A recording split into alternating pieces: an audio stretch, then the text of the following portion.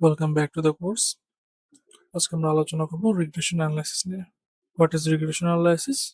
Regression analysis হচ্ছে এক বা একাধিক ভেরিয়েবলের মধ্যকার যে সম্পর্ক তা মেজার করার একটি পদ্ধতি। যেমন একজন মানুষের এডুকেশন, সে কত ঘন্টা কাজ করে, তার বয়স ইত্যাদির মাধ্যমে আমরা তার স্যালারি কত হতে পারে সেটা প্রেডিক্ট করতে পারি বা বের করতে পারি। অথবা এই ভেরিয়েবল গুলা তার স্যালারিতে কতটুকু ইনফ্লুয়েন্স করছে সেটা আমরা মেজার করতে পারি। এখানে যে ভেরিয়েবল গুলো থাকে আমরা কোনো কিছু প্রেডিক্ট করছি কিংবা যে ভেরিয়েবল গুলোকে দিয়ে আমরা অন্য একটা কিছুর ইনফ্লুয়েন্স বের করার ট্রাই করছি সেটাকে বলা হয় ইন্ডিপেন্ডেন্ট ভেরিয়েবল। ঠিক আছে, আমাদের ক্ষেত্রে যে এডুকেশন, ওয়ার্কিং আওয়ার্স, এজ, এগুলো হচ্ছে ইন্ডিপেন্ডেন্ট ভেরিয়েবলস। এই ভেরিয়েবল গুলোর মাধ্যমে আমরা যে নতুন ভেরিয়েবলটা বের করব অথবা প্রেডিক্ট করব তাকে আমরা বলি ডিপেন্ডেন্ট ভেরিয়েবল। ইন্ডিপেন্ডেন্ট ভেরিয়েবল অনেকগুলো নাম আছে, যেমন প্রেডিক্টর ভেরিয়েবলস, ইনপুট ভেরিয়েবলস অথবা ফিচার্স। মেশিন লার্নিং এর সাধারণত আমরা ফিচার্স বলে থাকি। ডিপেন্ডেন্ট ভেরিয়েবল হচ্ছে আমরা যেটা বের করবো বা প্রেডিক্ট করবো। ওকে, এটার বিভিন্ন নাম আছে, যেমন response variable, outcome variable, target variable. Machine learning এর ক্ষেত্রে সাধারণত ইনপুট যে ভেরিয়েবল গুলো আছে সেগুলোকে আমরা ফিচার্স বলি, এবং আউটপুট যে ভেরিয়েবলটা আছে সেটাকে আমরা টার্গেট বলি। রিগ্রেশন অ্যানালাইসিসের গোল মূলত দুইটা। ফার্স্ট গোল হচ্ছে একটা ভেরিয়েবল আরেকটা ভেরিয়েবলকে কিভাবে ইনফ্লুয়েন্স করে সেটা মেজার করা, এবং সেকেন্ড গোল হচ্ছে একটা ভেরিয়েবলের মাধ্যমে অথবা একাধিক ভেরিয়েবলের মাধ্যমে অন্য একটা ভেরিয়েবল প্রেডিক্ট করা। ইনফ্লুয়েন্স মেজারমেন্টের এক্সাম্পল হচ্ছে আইসক্রিম সেলস কিভাবে তাপমাত্রা দ্বারা প্রভাবিত হয়। ঠিক আছে, আমরা জানি যে তাপমাত্রা বাড়লে কমলে আইসক্রিম সেলস কম বেশি হয়, কিন্তু কতটুকু সেটা ইনফ্লুয়েন্স করে সেটা আমরা মেজার করবো, মানে একটা সাংখ্যিক বা নিউমেরিক্যাল ভ্যালু বের করবো।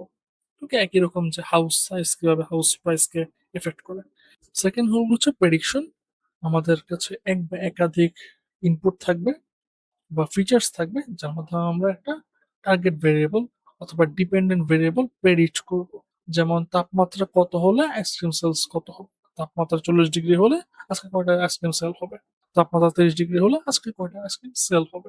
একই রকম আপনার কাছে মাল্টিপল ইনপুট ফিচার থাকতে পারে, যেমন একটা হাউসের সাইজ, লোকেশন, ইচ, এইগুলোর মাধ্যমে আমরা হাউসের প্রাইস কত হবে সেটা প্রেডিক্ট করব। ইনফ্লুয়েন্স মেজারমেন্ট বা ফার্স্ট গোল যেটা, সেটা হচ্ছে মূলত রিসার্চ ওরিয়েন্টেড। প্রেডিকশনটা হচ্ছে মূলত অ্যাপ্লিকেশন ওরিয়েন্টেড। মেশিন লার্নিং সাধারণত আমরা গোল টু অর্থাৎ প্রেডিকশন ইউজ করে থাকি, কারণ মেশিন লার্নিং একটা অ্যাপ্লাইড ফিল্ড। ফার্স্ট গোল যেটা ইনফ্লুয়েন্স মেজারমেন্ট, সেটা মূলত স্ট্যাটিস্টিক্যাল অ্যানালাইসিসে ইউজ করে হয়ে থাকে। There are two types of regression analysis. First হচ্ছে simple linear regression, সেকেন্ড হচ্ছে multiple linear regression. Simple linear regression হচ্ছে সিম্পল মানে একটা ইন্ডিপেন্ডেন্ট ভেরিয়েবল থাকে, একটা ডিপেন্ডেন্ট ভেরিয়েবল বের করবেন, অর্থাৎ আপনার কাছে একটা ইনপুট ফিচার, সেটাতে আপনি টার্গেট বের করবেন। একটা এক্সাম্পল হচ্ছে যে আপনি কত ঘন্টা কাজ করেন সেটার পর বের করবো যে আপনার স্যালারি কত। মাল্টিপল লিনিয়ার রিগ্রেশন হচ্ছে আপনার কাছে মাল্টিপল ফিচার্স থাকবে, ওকে, মাল্টিপল ইন্ডিপেন্ডেন্ট ভেরিয়েবল থাকবে, তার মাধ্যমে আমরা স্যালারি প্রেডিক্ট করবো। যেমন আপনার এডুকেশন কতটুকু, তারপর কতটুকু কাজ করছেন, আপনার বয়স কতটুকু, এই জিনিসগুলো দিয়ে আমরা স্যালারি বের করার ট্রাই করবো। তো এটাকে যদি আমরা কোশ্চেন ফর্মে নিয়ে আসি তাহলে আসবে এরকম যে সিম্পল লিনিয়ার রিগ্রেশনের ক্ষেত্রে, does the weekly working time have an influence on the hourly wage of employees? মানে উইকলি ওয়ার্কিং টাইম যেটা হচ্ছে ইন্ডিপেন্ডেন্ট ভেরিয়েবল, সেটা কিভাবে আওয়ারলি ওয়েজকে ইনফ্লুয়েন্স করে। মাল্টিপল লিনিয়ার রিগ্রেশনের ক্ষেত্রে আমাদের weekly working time and age, এখানে আমাদের দুইটা ভেরিয়েবল চলে আসতেছে। এই দুইটা ভেরিয়েবলের মাধ্যমে আমরা আওয়ারলি ওয়েজ বের করব। লিনিয়ার রিগ্রেশন কিভাবে ক্যালকুলেট করা হয়, এখানে আমরা একটা এক্সাম্পল ডাটা সেট নিয়েছি। আমাদের দুইটা কলাম আছে, হাউস সাইজ এবং হাউস প্রাইস। হাউস সাইজ হচ্ছে আমাদের ইনপুট ফিচার এবং হাউস প্রাইস হচ্ছে টার্গেট। হাউস সাইজ থেকে আমরা হাউস প্রাইস ক্যালকুলেট করার ট্রাই করবো বা বের করার ট্রাই করবো, প্রেডিক্ট করার ট্রাই করবো। সিম্পল লিনিয়ার রিগ্রেশনের ফর্মুলা হচ্ছে Y hat equal to W X plus B. এটা আপনারা ইন্টারে বা 19-এ পড়ে আসছে, সেটা হচ্ছে স্ট্রেট লাইনের ফর্মুলা বা সরল রেখার সমীকরণ, Y equal to M X plus C. কিন্তু মেশিন লার্নিং এর ভাষায় আমরা এম এক্স প্লাস সি না লিখে ডব্লিউ এক্স প্লাস বি লিখি। এখানে ডব্লিউ মানে ওয়েট এবং বি মানে বায়াস বোঝায়। ডব্লিউ আর বি দুইটা হচ্ছে এখানে কোএফিসিয়েন্ট, অর্থাৎ আমরা এটা ক্যালকুলেট করে বের করার ট্রাই করব। এখানে এক্স হচ্ছে আমাদের ইনপুট ফিচার। তো যেহেতু simple linear regression, house size থেকে আমরা হাউস প্রাইস বের করব। এক্স হচ্ছে আমাদের এই ইনপুট কলামটা বা ইনপুট ফিচার, এবং ওয়াই হচ্ছে আমাদের হাউস প্রাইস।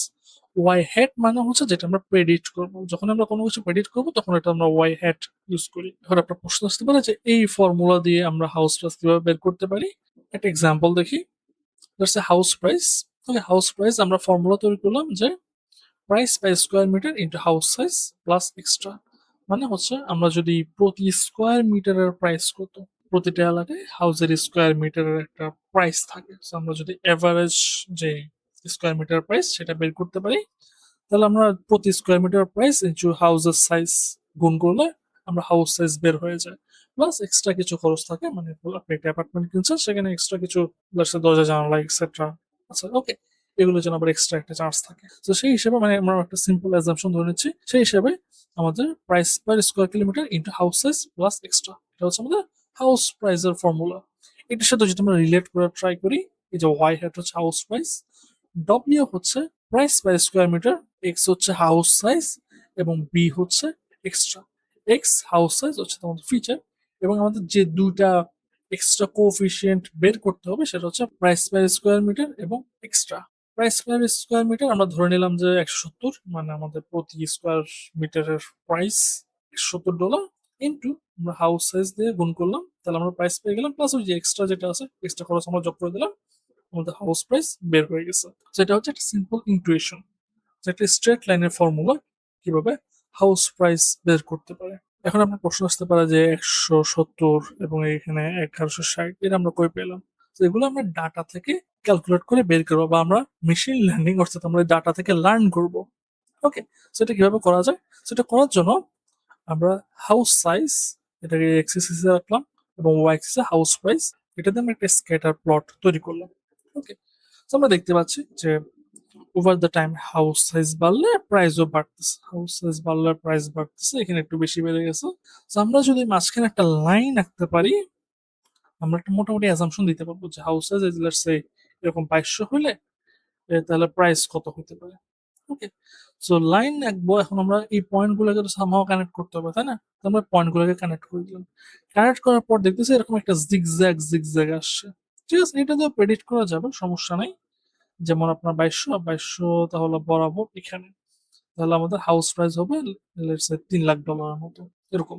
বাট এই অ্যাপ্রোচে সমস্যা আছে, যেমন দেখেন এখানে উপরে উঠে গেছে, এখানে নিচে নেমে গেছে, এভাবে কিন্তু আপনি রিলায়েবলি বা খুব ভালোভাবে যে প্রেডিকশন করতে পারবেন ব্যাপারটা এমন না। তোমরা মোটামুটি একটা ভালো অ্যাজাম্পশন, একদম 100% আপনি কখনো প্রেডিকশন করতে পারবেন না, বাট একটা ভালো প্রেডিকশনের জন্য এইভাবে কানেক্ট করলে অ্যাকচুয়ালি আমরা ভালো প্রেডিকশন পাবো না। তো আমরা কি করতে পারি, আমরা একটা স্ট্রেট লাইন আঁকবো। ওকে, এরকম একটা স্ট্রেট লাইন এঁকে দিলাম, যাতে আমাদের প্রতিটা পয়েন্ট থেকে ডিস্টেন্স এভারেজে সবচেয়ে কম হয়। মানে আমাদের এই লাইনটা তো এভাবে হইতে পারতো, ঠিক আছে, একটু বাঁকা হইতে পারতো, বাঁকা না হয় এক্সাক্ট এরকম কেন হলো, কজ এই পজিশনে আমাদের যদি স্ট্রেট লাইনটা থাকে, তাহলে আমাদের যে ডিস্টেন্স আছে পয়েন্টগুলো থেকে, যে ডিস্টেন্স আছে, ডিস্টেন্সটা এভারেজে আমাদের কম থাকবে, বা মিনিমাম এভারেজ ডিস্টেন্স অথবা মিনিমাম এভারেজ এরর। তো আপনারা জানেন যে একটি স্ট্রেট লাইন আঁকতে হলে আমাদের কি কি লাগে, আমাদের Y equal to M X plus C, অর্থাৎ এম প্রয়োজন, মানে ঢাল প্রয়োজন, এই রেখাটা কতটুকু বেঁকে বেঁকে থাকবে, ঠিক আছে, এটা কি একদম ফ্ল্যাট সমান থাকবে নাকি কিছুটা বেঁকে থাকবে, এটা আমরা বের করতাম ঢালের মাধ্যমে এম। এবং এই রেখাটা কতটুকু উপরে থাকবে বা নিচে থাকবে, এই জিনিসগুলো আমরা বের করতাম সি দিয়ে। তো এখানেও সেম জিনিস, এখানে ডব্লিউটা হচ্ছে এম এর কাজ করবে, বি সি এর কাজ করবে। এখন আমরা ক্যালকুলেট করব কিভাবে, এবং এটা বের করার সবচেয়ে পপুলার যে ওয়ে, যে অ্যালগোরিদমটা মেশিন লার্নিং এবং ডিপ লার্নিং ফিল্ডকে এত দূরে নিয়ে গেছে, সেটা হচ্ছে গ্রেডিয়েন্ট ডিসেন্ট। গ্রেডিয়েন্ট ডিসেন্ট হচ্ছে একটা ইটারেটিভ অ্যাপ্রোচ, যার মাধ্যমে আমরা একটা র্যান্ডম রেখা আঁকলাম, এবং এই রেখাটাকে আস্তে আস্তে সে এমন ভাবে পজিশন করবে যাতে প্রতিটা পয়েন্ট থেকে ডিস্টেন্স মিনিমাম থাকে, এবং এই পজিশনিংটা ঠিক করতে করতে সে আমাদের ডব্লিউ এবং বি এই দুটো কোএফিসিয়েন্টের বেস্ট যে ভ্যালুটা প্রয়োজন সেটা বের করতে পারবে। এবং এখানে আমরা দেখতে পাচ্ছি যে ফার্স্টে রেখাটা এরকম নর্মাল একটা রেখা আসবে, ঠিক আছে, প্রায় ফ্ল্যাটের মতো, এবং আস্তে আস্তে সেটা আমাদের ডব্লিউ এবং বি কে টিউন করবে বা অপটিমাইজ করবে, বেস্ট যে ভ্যালু আসে সেটা বের করার ট্রাই করবে। এবং এই ইটারেটিভ অ্যাপ্রোচ রান করার পর আমরা দেখতে পাচ্ছি যে আমাদের ডব্লিউ এর বেস্ট ভ্যালু হচ্ছে 108, অর্থাৎ আমরা বলতে পারি যে প্রতিটা স্কোয়ার মিটারের প্রাইস হচ্ছে $108, এবং এক্সট্রা যে চার্জ বি বি হচ্ছে 61,000 ওকে। তো এরকম ইটারেটিভ অ্যাপ্রোচের মাধ্যমে আমরা করতে পারি, এবং ইটারেটিভ অ্যাপ্রোচ করতে কিছুটা সময় প্রয়োজন হয়, ঠিক আছে, এটা আস্তে আস্তে, আপনি যদি 1000টা ইটারেশন দেন তাহলে সে 1000 বার ট্রাই করতে করতে অপটিমাইজ করবে, এবং আপনি যখন ডাটা সেট বড় হবে এটা বেশ সময় সাপেক্ষ। লিনিয়ার রিগ্রেশন একটা অপটিমাইজড অ্যাপ্রোচ আছে, যার মাধ্যমে আপনার এরকম ইটারেট করা লাগবে না, বা 1000 বার 100 বার ইটারেট করা লাগবে না। আপনি সিম্পল ফর্মুলার মধ্যে ভ্যালু প্লেস করে বের করতে পারবেন। আমরা যদি ডব্লিউ বের করতে চাই বা ওয়েট বের করতে চাই, ওইটার জন্য আমাদের হচ্ছে ফর্মুলা। এই ফর্মুলা এখানে এক্স হচ্ছে আমাদের ফিচার্স, ওয়াই হচ্ছে আমাদের টার্গেট গুলা। এভাবে আমরা ডব্লিউ এবং বি বের করতে পারি, অথবা আপনি সিম্পল ম্যাট্রিক্স অপারেশনের মাধ্যমে ডব্লিউ এবং বি বের করতে পারবেন। এবং এখানে সবচেয়ে ক্লিনেস্ট অ্যাপ্রোচ হচ্ছে ম্যাট্রিক্স মাল্টিপ্লিকেশন করা। ম্যাট্রিক্স মাল্টিপ্লিকেশন করলে যেটা হয়, আপনি ইফিসিয়েন্টলি ক্যালকুলেট করতে পারেন, অথবা আপনি জিপিও দিয়েও করেন। এখানে আমরা ফর্মুলাটা একটু ডিটেলে দেখি। ওয়েটস ডব্লিউ, ডব্লিউ এর জন্য এখানে এন, এন হচ্ছে কতটা স্যাম্পল আছে। এক্স তো আমরা বুঝলাম যে ফিচার্স, ওয়াই হচ্ছে আমাদের টার্গেট। তো এক্স এবং ওয়াই দুটো আমরা মাল্টিপ্লাই করতে হবে, মাল্টিপ্লাই করে সামেশন করতে হবে বা যোগ করতে হবে। N into sum of X into Y minus sum of X into sum of Y, এবং নিচে N into sum of X square minus sum of Y whole square. এবার আপনি ওয়েটস বের করতে পারবেন, বায়াস বের করতে পারবেন। ম্যাট্রিক্স ম্যানিপুলেশনের ক্ষেত্রে আমাদের এখানে ট্রান্সপোজ করতে হবে, ইনভার্স করতে হবে। এই অ্যাপ্রোচে আপনাকে ইটারেট করতে হবে না, আপনি জাস্ট ফর্মুলাতে ভ্যালুগুলো প্লেস করে দিলে ক্যালকুলেট হয়ে যাবে। এটা গেল সিম্পল লিনিয়ার রিগ্রেশনের জন্য। যখন আপনি মাল্টিপল লিনিয়ার রিগ্রেশন ইউজ করবেন, অথবা যখন আপনার কাছে মাল্টিপল ফিচার্স থাকবে, ইনপুট ভেরিয়েবল থাকবে, তখন কি করবেন? তখন আমাদের ফর্মুলাটা একটু চেঞ্জ হয়ে যাবে। সিম্পল লিনিয়ার রিগ্রেশনে আমরা ডব্লিউ ইন্টু এক্স, অর্থাৎ আমার যেহেতু একটাই ফিচার ছিল, একটা ওয়েট এবং একটা এক্স, রাইট? কিন্তু যখন আমাদের ফিচার বাড়বে, অর্থাৎ এক্স বাড়বে, এখানে যেহেতু দুইটা ইনপুট, এই জন্য একটা এক্স আর একটা এক্স, মানে এক্স ওয়ান এক্স টু।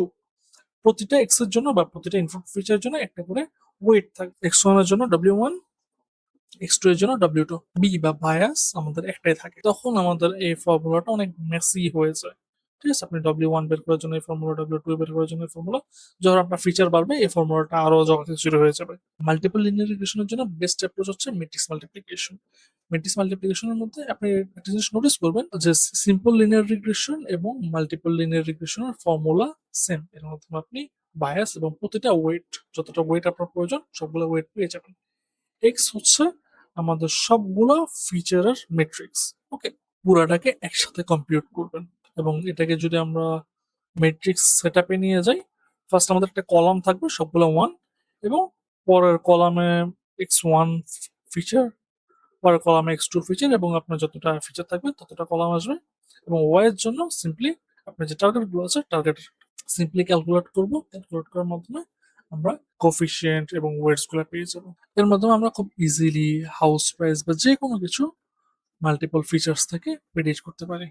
আমাদের পারসেপট্রন ভিজুয়ালাইজার মাধ্যমে আপনি লিনিয়ার রিগ্রেশন ভিজুয়ালাইজ করতে পারবেন। এই জন্য আপনাকে অ্যাক্টিভেশনে গিয়ে লিনিয়ার সিলেক্ট করতে হবে। আমরা অন্যান্য অ্যাক্টিভেশন নিয়ে এখন আলোচনা করিনি, ইন ফিউচার আমরা আলোচনা করব। ইনপুট আমরা এখানে 1 দিচ্ছি। ওকে, এখন আমরা একটা সিম্পল লিনিয়ার রিগ্রেশন পেয়ে যাচ্ছি। আমরা দেখতে পাচ্ছি যে আমাদের ওয়েট, এখানে ইনপুট x1, তার সাথে ওয়েট এবং বায়াস মাল্টিপ্লাই হয়ে আমাদের একটা ভ্যালু আসছে, যেটা হচ্ছে আউটপুট। ওকে, তো ইনপুট আমরা 2 নিচ্ছি, ওকে 5 নেই,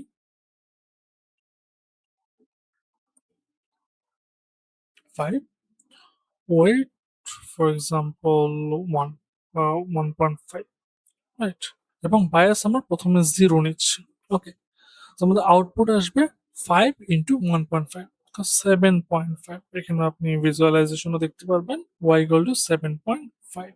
আমরা যখন বায়াস অ্যাড করব, এই ভ্যালুটা উপরের দিকে উঠে যাবে, বা আমাদের এই পয়েন্টটা উপরের দিকে উঠে যাবে। বায়াস যদি আমরা 2 অ্যাড করি, তাহলে এই যে মাল্টিপ্লিকেশন হয়েছে তার সাথে +2 যোগ হবে, অর্থাৎ 7.5 এর সাথে 2 যোগ হবে, তাহলে 9.5। ওকে, এবং নিচে আপনি স্টেপ বাই স্টেপ ক্যালকুলেশন দেখতে পাবেন। আমরা যদি ইনপুট দুইটা নেই, তাহলে আমাদের দুইটা এক্স আসবে, এবং দুইটা এক্স এর জন্য আমাদের দুইটা ওয়েটস থাকবে। So first input 5, second input let's say 4 দিলাম। ওকে, ফার্স্ট ইনপুট আমরা প্রথমটার সাথে ওয়েট 2 দিয়ে মাল্টিপ্লাই করলাম, সেকেন্ডটার ওয়েট আমরা 3 নিচ্ছি। তাহলে এটা 5 ইন্টু 2 10, আর 4 ইন্টু 3 12। আর বায়াস প্রথম আমরা 0 ধরে নিচ্ছি, যোগ করলে আমাদের 22। ওকে, এবং বায়াস আমরা যদি -1 দেই, তাহলে আমাদের আউটপুট আসবে 21। বায়াস যদি আমরা 5 দিই, তাহলে আমাদের আউটপুট আসবে 27। এবার আপনি নিচে এই পয়েন্টে দেখতে পাবেন। আমরা একটু ছোট ভ্যালু নেই, তখন দেখতে ইজি হবে। এখানে আমরা 0.2, 0. ওকে, এবং ক্যালকুলেশন আপনি স্টেপ বাই স্টেপ ক্যালকুলেশন দেখতে পারবেন।